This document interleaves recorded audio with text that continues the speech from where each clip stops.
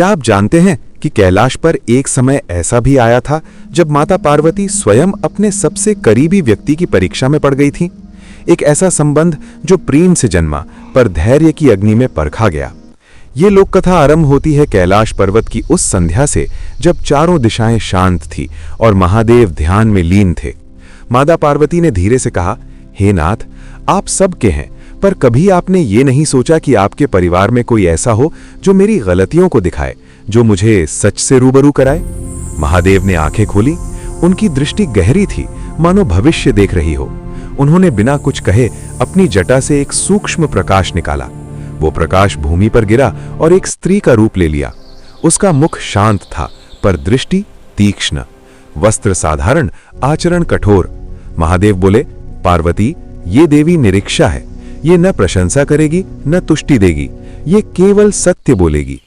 प्रारंभ में पार्वती प्रसन्न थी, पर शीघ्र ही निरीक्षा देवी का सत्य उन्हें चुभने लगा।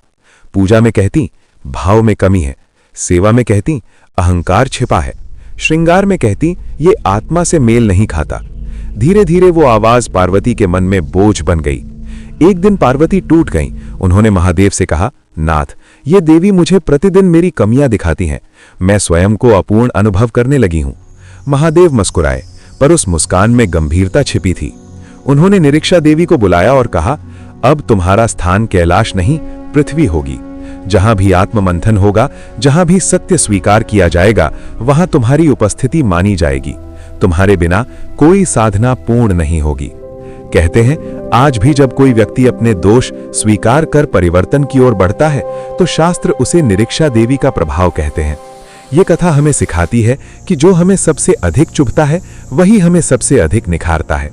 कमेंट्स में लिखिए, हर हर महादेव।